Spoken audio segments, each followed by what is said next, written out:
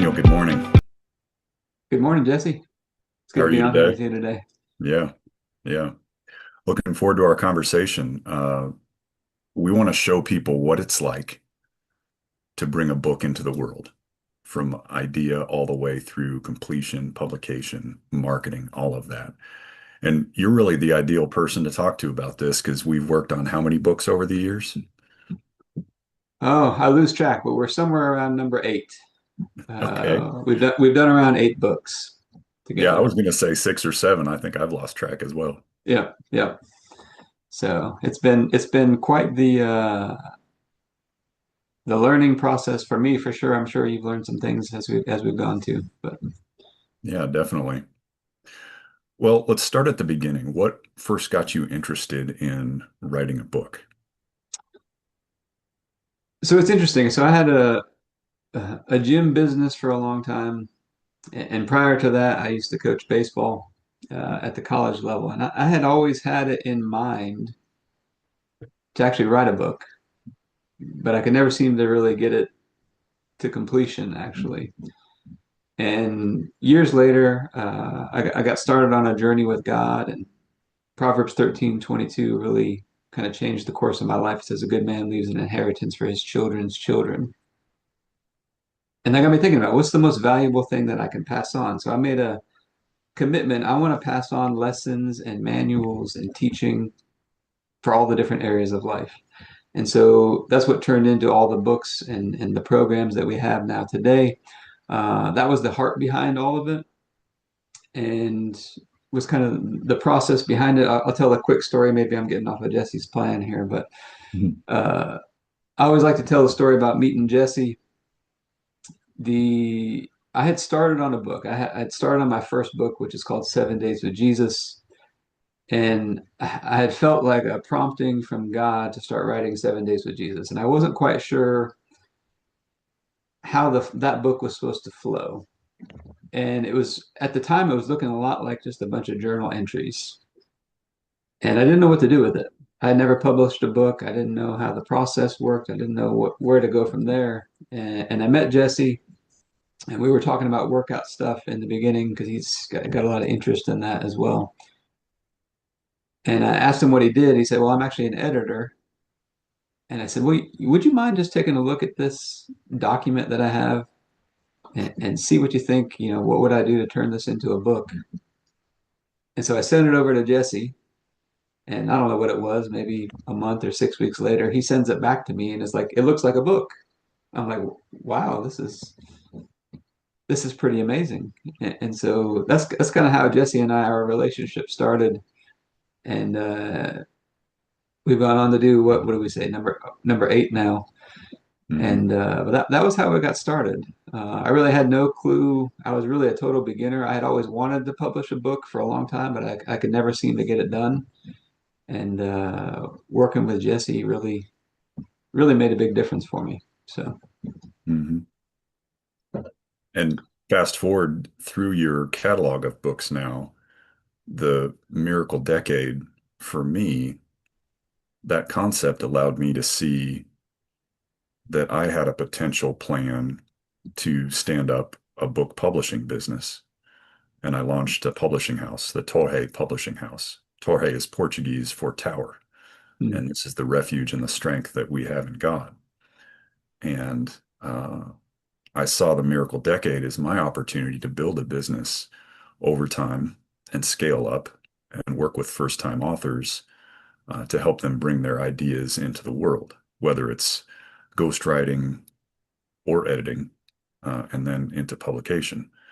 And I've had a chance now to work with a handful of authors, including Daniel, on these books. And this past year, two of them were children's books. And that was an absolute blast because it's totally different from the longer chapter books that Daniel and I that we've worked on, where they're imparting lessons. These are much shorter, still with some lessons in there, working with illustrators and designers and those kinds of things. So it's been a fun process. mhm. The Miracle Decade, we still got some work to do. I got to finish that one still. Hmm. It's been almost a decade in the works, actually. So Hmm. yeah. Hmm. So, from your perspective as an author, how has your process with books changed from that first one to this most recent one we worked on called "The Lord Who Heals You"? Yeah, so I mean, my process, I would say, has changed a lot. A lot of it has been through Jesse's help. Um, like I said, when I first started that first one, it was just like a bunch of journal entries. So my process right now, I know this is probably a little bit different than the way a lot of people do it, but through prayer time with God, spending time with God, I'll have usually a title. All the books for me have started with a title that I felt like God kind of gives me to run with. And the funny thing is most of those titles, I don't know what's going to be in the book really. I'll get the title, but I don't really know what's going to be in the book. And so my process is as soon as I know a title of something to work on, I'll open up a document on the computer and I'll put in the title. And if there's anything that I know that I want to put in that book, I put that in, and then I kind of let it sit there for until I get something else to put in there. And I just keep kind of adding and compiling uh, into that book. And so that's my process. And one of the things I learned um, when I first started, when I wrote 7 Days with Jesus, Jesse and I have talked about this a number of times, is that I felt like I wrote too much. Like I said, if I had to redo it, I could probably write that same book and get the same message across in, a lot less pages, maybe half the pages. And so my writing now has turned into probably much more, and Jesse's been a big influence on that, but just much simpler, much clearer. Just try. My goal is to get the message communicated. It's not trying to look smart. It's not trying to use big words. It's not trying to do any of those things. It's just to get the message conveyed across to the people that are reading it. And so that's been a big shift for me and just my approach to the books is how can I make this as simple as possible? Has been a big shift for me. Hmm. So Hmm. And I want first-time authors, people considering making a book, to understand that there are many ways to arrive at a book idea. And I find it mhm, interesting that Daniel, that you have a title in mind and then you start building around that. Because when I think of a big writing topic, I tend to think of a loose theme to which different concepts and stories relate, but I have no idea what the title is. yeah. And I don't personally feel like I come up with a title until the very end when I'm looking at a finished product. And so I do want authors to recognize that there's really no right or wrong way to start. Yeah. Most definitely starts with that blank document where you start putting ideas in and looking for related themes and looking for stories and anecdotes and facts that relate to that theme. And hmm alternately, It's, the stories, anecdotes, and facts that don't relate to that theme, you can go ahead and cut those out. yeah. And so I've done it several different ways now. I don't know if there's a one best way, but I've done it where, I just started compiling ideas into a document and then you try to organize them and structure them into, logical chapters. I've done it that way. Jesse and I have done it the way where, we just get on Zoom and we talk and we have a conversation around the topic. And then we take the transcriptions of those and then we start to work with those transcriptions and get it into another format. My book, Make Today a Masterpiece, we actually started working on the Miracle Decade book, and it kind of actually turned into the Make Today a Masterpiece. Kind of came out of that, but I also had written. This is another way you can do a book that's I think very effective. I had written daily devotionals for a long time, so basically daily blog posts. And a lot of the content for the book was already written. It was just in the form of blog posts. I just had to edit and make it all flow together. So I've done it a number of different ways. For this most recent one, The Lord Who Heals You, I actually taught the material as a course Mm, first, and then I took the transcriptions of that and they were already kind of in chapters laid out in a course. Took the transcriptions of that and then kind of worked from there, which I felt like that probably accelerated. That's probably the fastest book um, that I've done out of those because, from the initial recording the course, it was sometime around the beginning of the year, this year in 2025, so it was about, I don't know, 9 months to completion. And I could have gone even faster than that, but I had some phases where I got really busy and was working on other things. So, um, but that was probably the fastest one. So it can be a much faster process, but it's not always a fast process. Yeah. Yeah. And I'd like to expand on one of the methods you touched on there, which was the conversations that we recorded on video. And then I edited the transcripts. Hmm. Um, Daniel is what we would call an ideas person. He hears things, he brings them together in his mind, and he can talk at length on these topics if you just ask him the questions. So that's what we did. We interviewed and we had agreed on the questions beforehand. You knew what was coming, and we ended up with about 5 hours of video, and then the words from that became the basis for the book. And I, as an editor, simply rearranged those words and tried to put them in a logical flow and an order. And um, it's certainly an interesting process. I would like to think it's easier for a first-time author. All they have to do is talk about their favorite topic and then wait for me to turn it around as a transcript Yeah. that they can read and review. So I do want to underscore that for first-time authors because it is indeed possible to make a book even if you don't consider yourself an outstanding writer. And I would say that's probably the easiest way. It's probably the easiest and the fastest because we got 5 interviews. I think we did 5 or 6 interviews, or maybe 4 to 6 interviews. I think we were doing what, once a week, maybe. Hmm.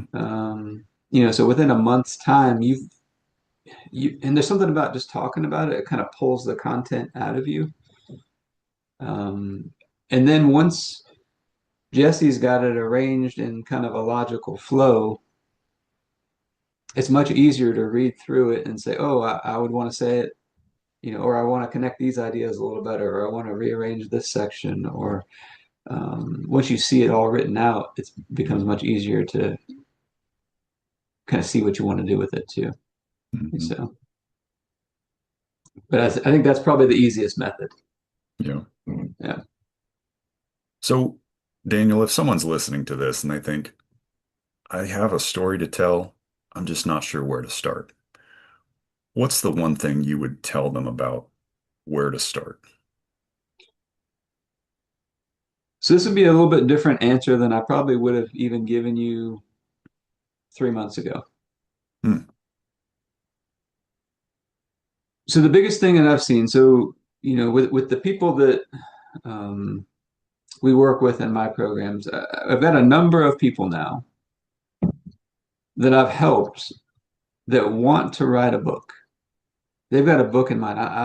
I've talked to a number of them. I've even sent a number of them over to Jesse.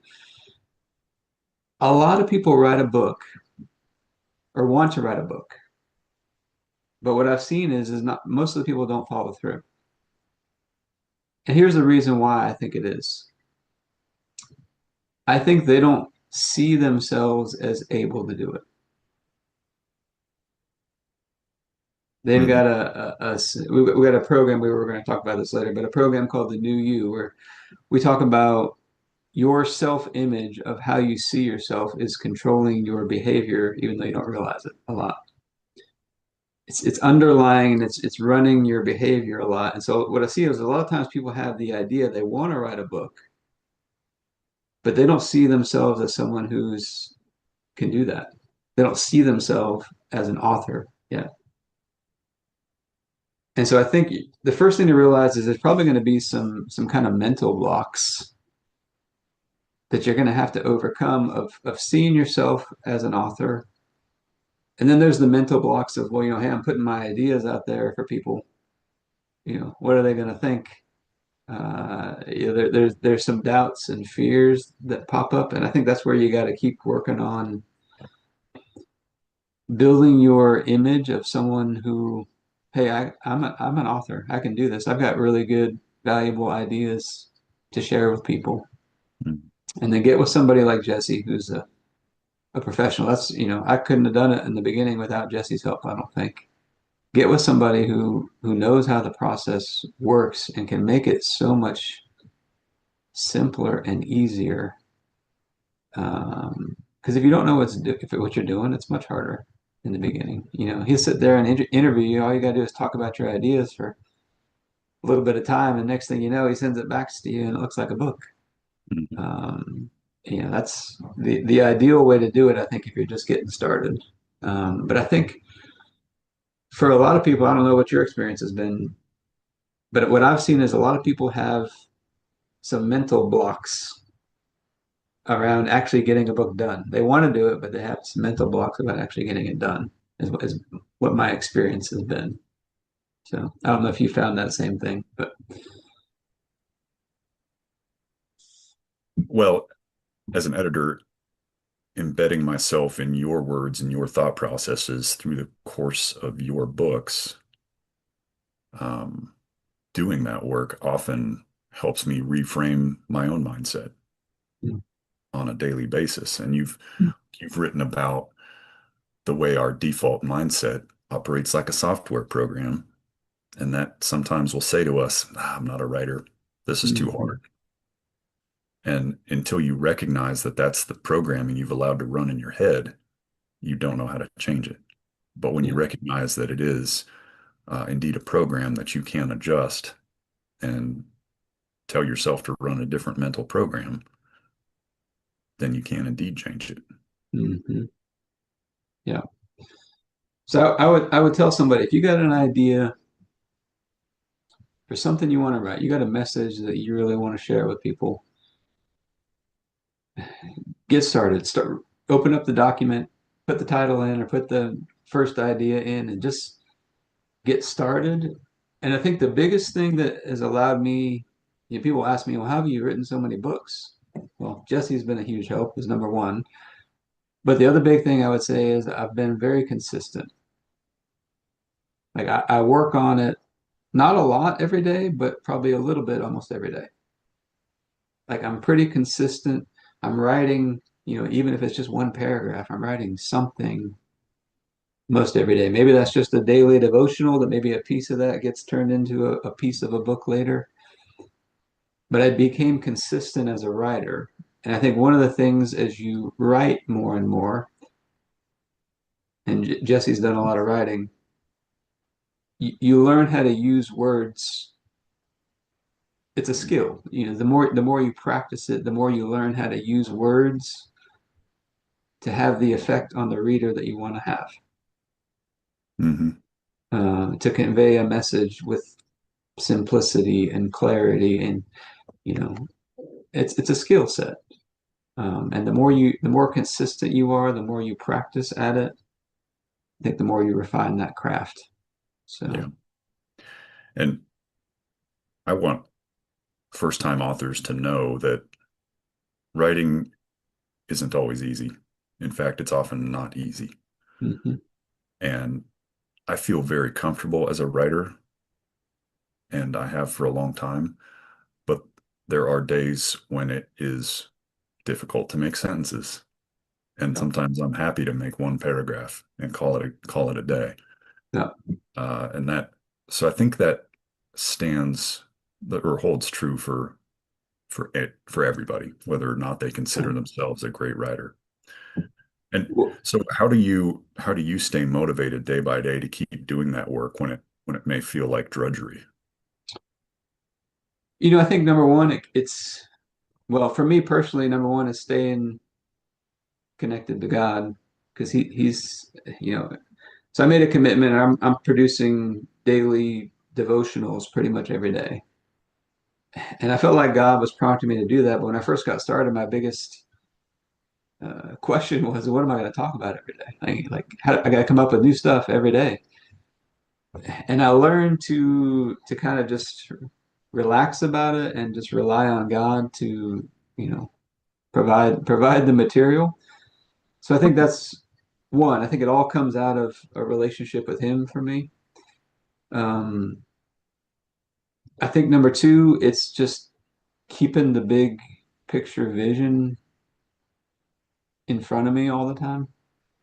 Like looking at where am I trying to go, um, and just saying, how can I take, for me, people ask, how have you written so many books? It's literally most days it's 5 minutes or 10 minutes at a time, just one paragraph at a time, little bits at a time. There's seasons. So for me, I would say in the beginning phases, I'm just adding little bits at a time, little bits at a time. And then you might get a surge of ideas or how to connect something, and you might work on it for a little longer, maybe work on it for an hour or two. And then it seems like at the end, when you're getting close to getting the book out, I tend to spend a little bit more focused blocks of time. But I think at that point, you're pretty motivated because you're almost to the end. And it's like, oh, I gotta go through this. I gotta read through it. I gotta edit it. And so I might go through whole chapters at a time, but it's mostly written at that point. I'm just reading through, uh, looking at editing, looking at flow, clarity, that kind of thing. So that's kind Yeah. of my process. Yeah. And putting in 5 or 10 minutes a day on a long-term project, whether it's as a writer or an editor, allows the project to take on its own momentum. Mhm. And in my in my daily rhythms and time that I have for writing and editing, I've actually found that the when I have a deadline, when I'm working on a book, I'm better and more efficient across all areas of my life Mhm. because I have to put that time in and I know it and I'm energized and motivated by that deadline. I Yeah. almost I almost prefer to have a book deadline Yeah. on my plate for that very reason because it just carries me forward. Yeah.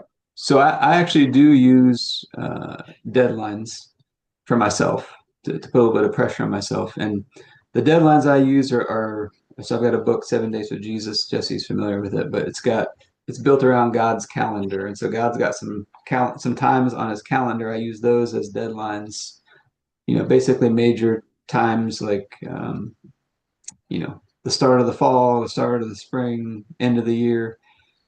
So I do set some deadlines, and something I've found to be true is something we teach in some of the books is more gets done in compressed time. So whenever Hmm. you set a deadline, you're compressing time a little bit, and it's like time has a way of just seeming like it slows down, and you can get more done than you thought as you approach the deadline. So I do use deadlines. I do put in the early phases. I don't really, but when I start getting to see like I can see the finish line, it's like okay, this is my target. This is what I'm shooting for, and I'm trying to get it done by this day. So I do use deadlines. I think they're very effective. I think they're important.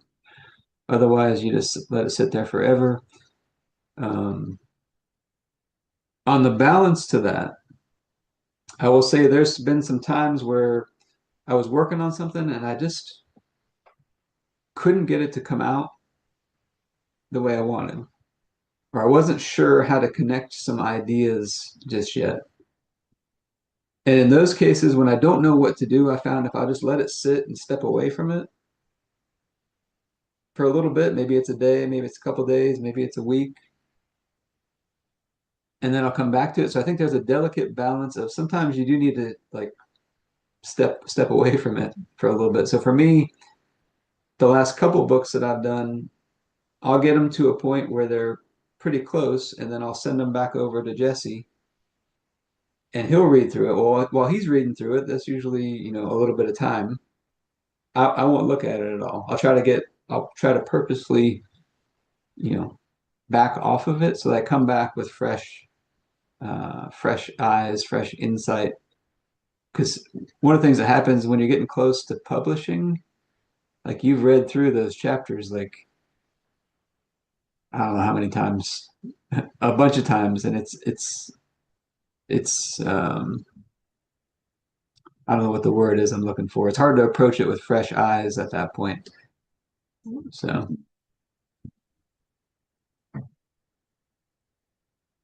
Can you think of a time or in one of your books or a concept in the book where you felt like it was a challenge or a hurdle, and like how did we get past that, and how did you and I move past that? yeah, I remember the first book especially.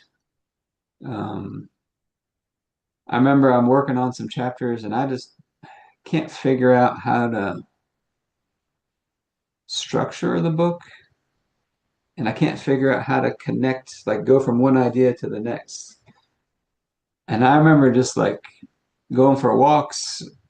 I remember laying on the floor, just like rolling everything over in my mind.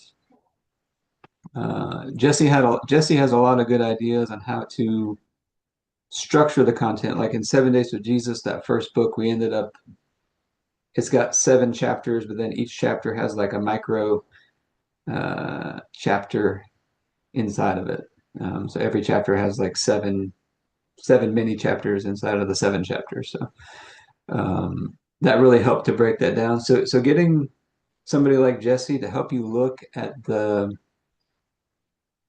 I think the biggest challenge is getting and Jesse's got a whole program on this, but your writer's map, like your structure and the hardest challenge for me is getting the structure and the flow of like what is the order, what do I want to say, and what's the order that I want to put it in, and how do I connect those ideas in that order? Yeah, That's once you have that, the writing is pretty easy. yeah, But the hardest part is getting your layout and your structure, I think. yeah. And I think it's fairly common for a first-time author to have some principles that they want to set forth in a book, some instruction for their readers.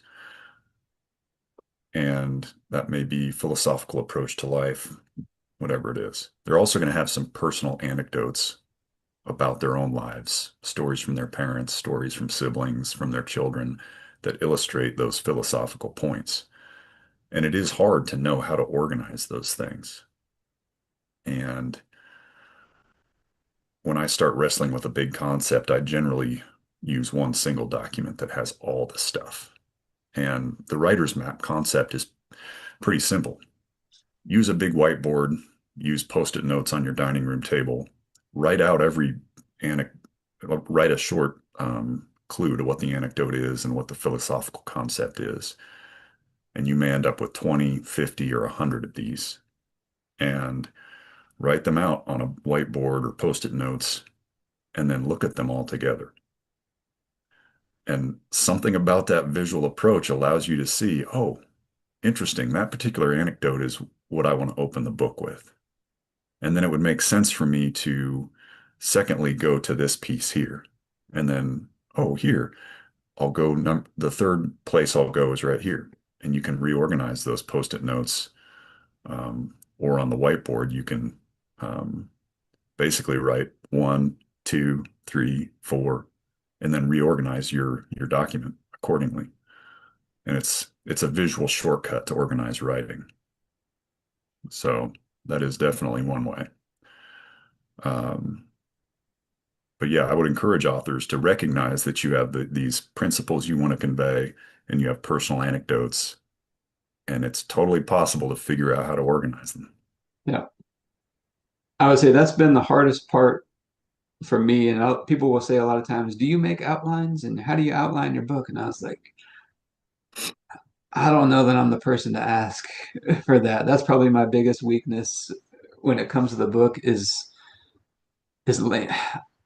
I tend to do better if I can get the ideas going as I'm writing them. I can figure out how to connect them Hmm. that way. But to lay out the big structure, I've used Jesse's method is very helpful. But to sit down and just make a normal outline the normal way, I struggle with that. Yeah. I do better getting the ideas written out and then figuring out how to connect them um, how to connect them that way. But I'm not the best person to teach somebody how to do an outline. Yeah. So And I've heard from people who have to have an outline before they start writing anything, which is yeah, great. If that's yeah, the way you write best and organize, do that. yeah, yeah. Um, but if you need to just put concepts into a document first and organize later, by all means, that's valid too. Hmm. Yeah. So I think there's not one best way to do it. I think you got to figure out what works for your style. Um, Figure out how, what is your process? How do you best work? And then kind of go from there. I'd seem to do better, as Jesse was saying, like, he can interview me, and I can, without any notes, I can just start going. It's kind of one of my more strengths or skill sets. And so I kind of write that way. Where I'll get an idea and I'll just start writing. It's like, oh, that connects with this, and I'll uh, start writing about that. So I seem to do better being able to organize it as I'm going, and a little more Yeah. fluid. When I try to put things into a more rigid outline, I struggle that way. Yeah. So, And me as a writer, I don't really organize very well while I'm writing. hmm, I just put all of the possible related concepts into a document. And I fully expect that my first draft will be a little disorganized and at least twice as long as it needs to be. Like yeah. I know that going in. Well, and what is it? There's a quote that you and I have talked about before. I forget who it was. You know who it is. It Yeah. says, "I'm not a great writer, but I'm a pretty good rewriter." Yeah. Yeah. And I would say that's pretty accurate for me. Like whatever I usually write the first time is not what goes out. So, Right. Right. So, Daniel, from your perspective, once you have a manuscript that feels like it's a good book, we've done some editing, we've gone back and forth on it. What have you learned about the actual publication process to move toward having a cover and getting it out into the world? What were the surprises for you? well, so there's a lot of steps, to get the book actually published. There's a lot of steps, so some things to keep in mind. You need a cover. You need a cover. You're going to need not only the cover idea, but you're going to need whatever book description that you want on the back cover, or whatever, if you got testimonials or whatever's going on the cover as far as writing wise, you need to make sure you got that ready to go. Um, you're going to need to have your cover. So one of the mistakes I made on the last book, The Lord Who Heals You, is I had somebody make me a cover and then I paid him. And then at the last minute, we changed the subtitle and I changed some of the wording on the back cover. And so I had Hmm. to go in, I had to pay him full price, but he charged me a little bit to go back in and like redo everything. So you can do it that way. I think it's good to get some cover ideas going early. The last couple books that I've done, I've actually used. So I've been fortunate. My dad's helped me with a lot of my covers. My dad's a graphic designer. He didn't do this last one that we did. I actually used Fiverr. I found somebody on Fiverr that could do it. But you'll need to get a cover. You'll need to get the book manuscript. You'll need to have it formatted to be in a print version or an ebook version. So you need to have those files converted by somebody who knows how to do that. Which I believe you do that for most of the authors. But you'll need to have a cover. You need to have your files formatted correctly. You need to make sure you have. You could use the same book description that you put on the back cover, but you need to have your written little sales piece that goes on like Amazon that describes the book. So there's some things that surround the book. You need to figure out, what are your keywords going to be in Amazon or whatever, wherever you're uploading your book. So there's some pieces that go around the book that you need to make sure you have. And someone was asking me, how much does it cost to just get the book? published, like if you can get it all written, like how much does it cost to actually get it published? And it's like really not that much. I don't know, a couple $100, maybe. I don't know what it costs. Um, but it's not that. It's just you need some people to help you. Like I don't know how to make covers. I'm not a graphic designer. I don't know how to format the files even, but there's people who do, Yeah. and they'll do it for you for a reasonable price. Um, but those are some of the kind of the main things that like, oh, I got my book done. I was like, oh, I'm pretty much done. It's like, well, no, I gotta package this thing. I gotta have the Yeah. cover. I gotta have the right file types. I gotta have the descriptions, uh, keywords, and you upload it. You know, when you go to upload your book, um, you know, there's a little bit of a process there of just Yeah. getting the book uploaded correctly and that kind of thing. So, Yeah.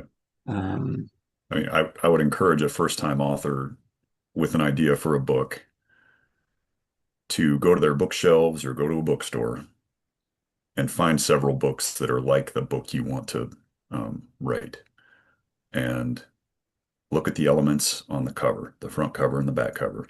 Then open it up. Look at the first page and what elements are on there, the words, the structure, what's said, and then flip to, say, the dedication page and the table of contents and the page numbers and the illustrations you might see, the photos you might see on the pages.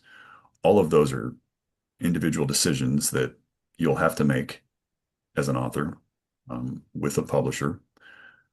And then you'll have to do the things Daniel mentioned, the formatting, um, getting it all assembled for the platform you're launching it on.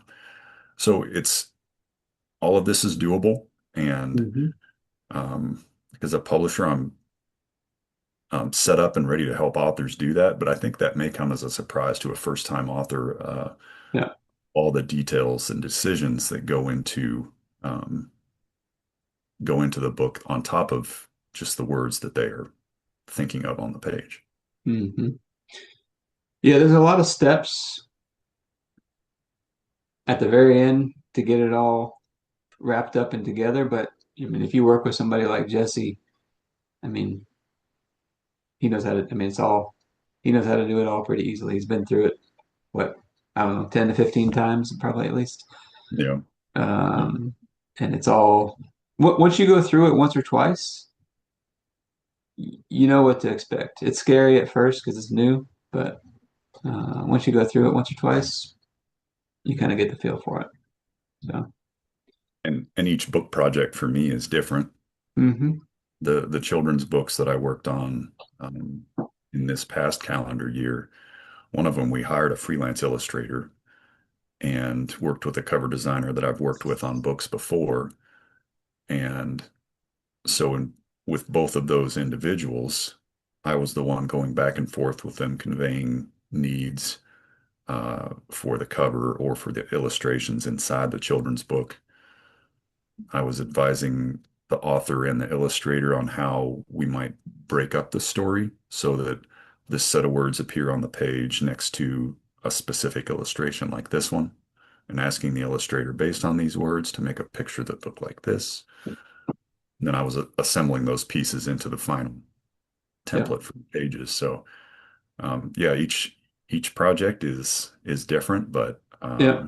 And there'll be some decisions to make, like, you know, what size of book, physical book yeah, are you gonna make? You know, what kind of paper, what kind of, you know, using glossy or matte finish, you know, there'll be some little decisions like that too. So, yeah. um, And and then once we have a book and we launch it, there's the whole challenge of marketing the book and getting people to notice it. And mhm.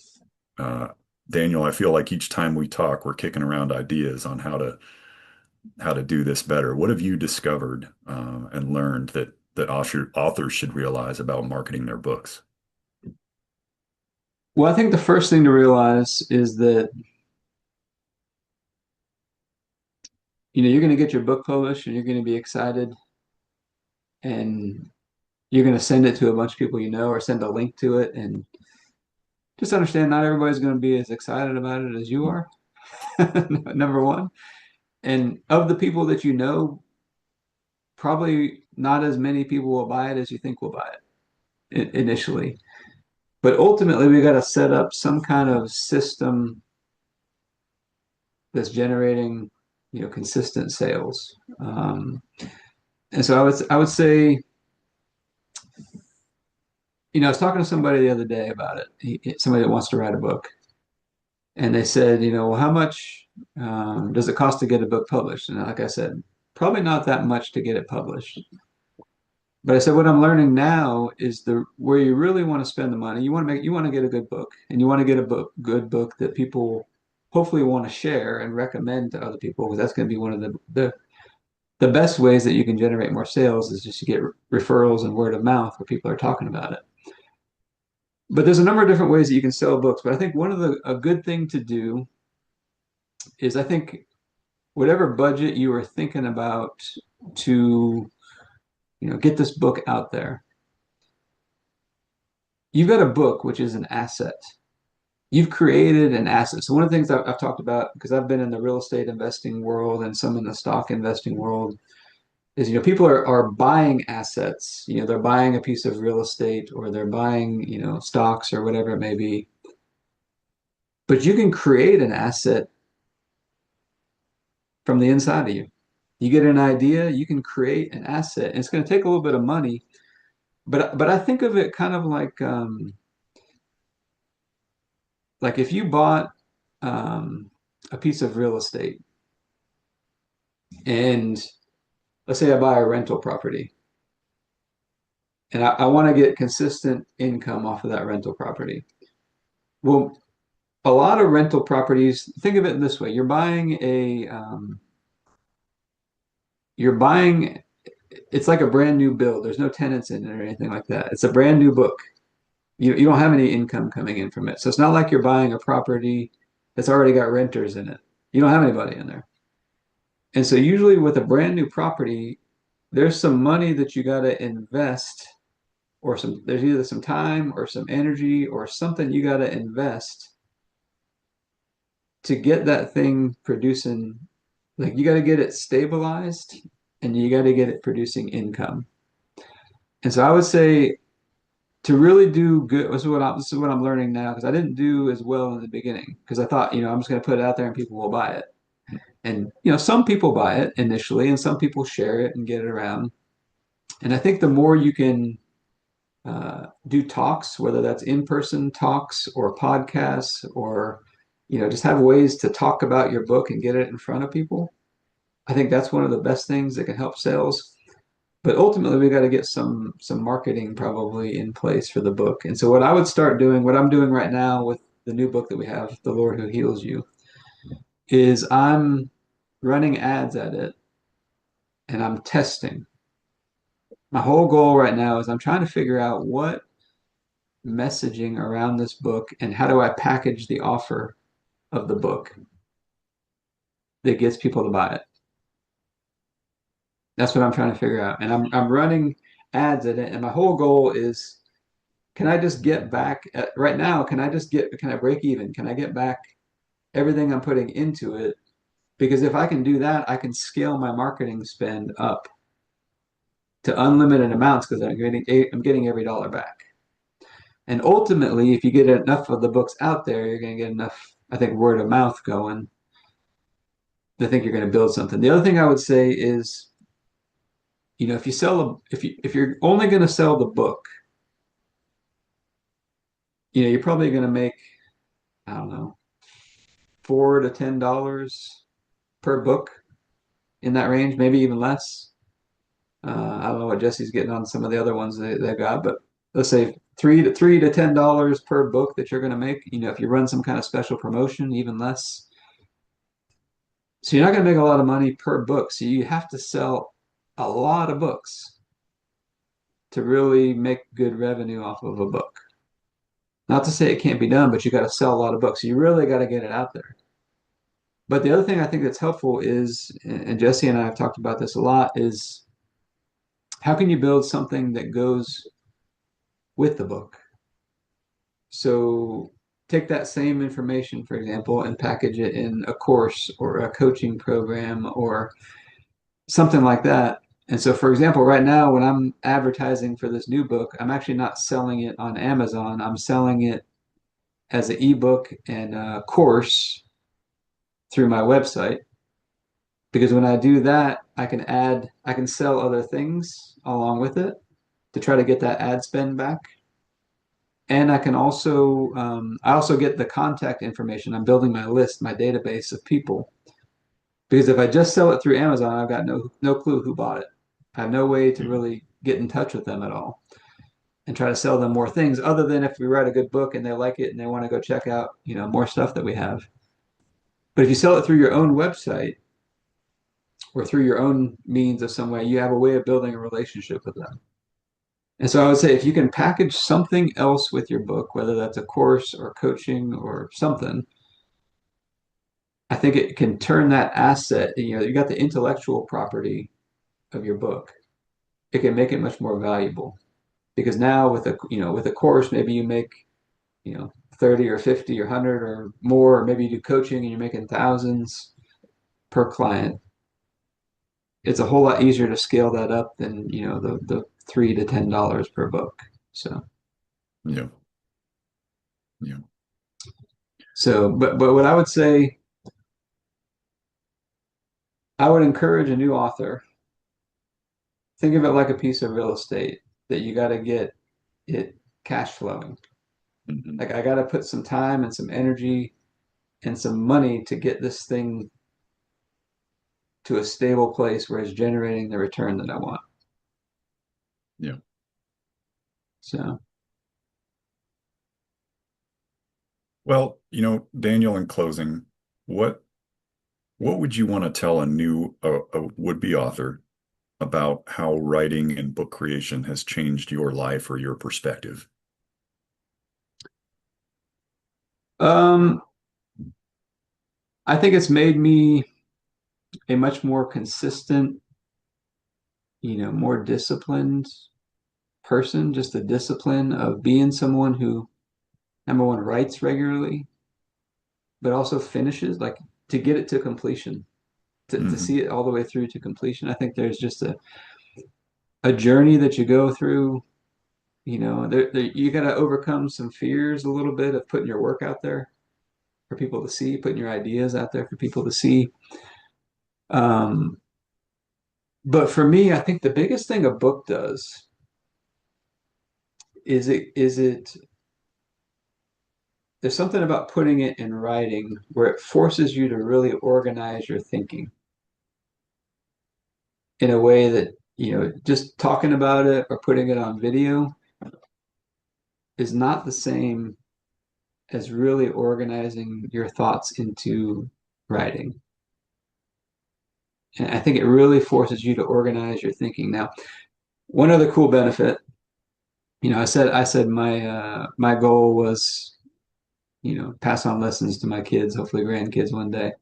So today's actually Halloween as we're recording this, and my daughter, my youngest daughter, um, she was going to be something for Halloween. I forget what it was. And this morning she said, "I think I'm going to change my costume." And we're like, "Oh yeah, what are you going to be?" She said, "Well, I'm going to be me." I said, "What do you mean?" She said, "Well, I'm going to be me." She said, "I'm a character in Daddy's books, so I'm going to be me."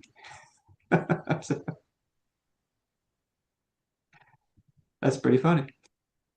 Uh, so I think it can have, for me, the goal was to pass on things to my kids. And I think for the kids to look at that and see, your ideas, your name on the cover, like they've been to some events where I've, been speaking on my books and, selling books at the back of the room at the table and, people coming up and buying books and talking to you and stuff like that. So I think just seeing the impact that it has on them, I think is pretty cool also. Yeah. So, And I'm sure you and I have talked about this over time. we always want more readers. We kick around ideas for marketing books, but you and I also take a lot of satisfaction in knowing that we are reaching one reader at a time. Hmm. And in the grand scheme of things, that feels good, and one reader can be enough to Hmm. sustain our motivation. Sometimes it's a child who identifies with what we're doing and takes lessons into their adult life. Other times it's an acquaintance we come across and influence more than we know. Sometimes it's a reader who buys one of the books and has a chance to change Yeah. the trajectory of their life as a result. So, one reader at a time. Well, I find it really interesting. You're packaging your ideas into something that doesn't require you to physically be there or interact with a person to make a difference for them. Hmm. And it's just, and I like the idea too when you're writing, as you're talking about, write as if you're writing to one person. Yeah. Just make it very simple as if you're writing to one person. I think that simplifies things quite a bit. Yeah, for sure. It's daunting to sit down with a blank document and have the cursor blinking at you. Um, and that's certainly a tip for any writer. Hmm. Record audio if you need to get going, just as if you're talking to your mom or dad, as if you're talking to your spouse or a best friend, just describing the concept that you have in mind. It doesn't have to be organized, it doesn't have to be perfect. Um, but what you'll end up with is a whole lot of words that you can start to rearrange. Hmm. All of a sudden, you start to feel like a writer 5 to 10 minutes per day. Yeah. Yeah. Well, thank you, Daniel. This has been a ton of fun in this conversation and in the books we've done. Yeah. And I appreciate it. I'm sure we've got some more books to do that we don't even know about yet. Yeah. And if anybody, I would just throw this out there. Like I said, if anybody, you've been thinking about writing a book, I know several people that, come to mind right now. I know they've been thinking about writing a book. I'm like, you got to go talk to Jesse. Just go talk to him. Just go talk to him and he'll help you make this process so much easier. So, Yeah, that's the fun part. I have one of those conversations scheduled for next week, and yeah. um, I'm excited for that because this is an individual who's super smart. I know they can do this. They just need to see that it's possible for themselves and understand more of the steps, and I think it'll happen. Yep. Yeah. Yep. Well, I appreciate it, Jesse. Yeah.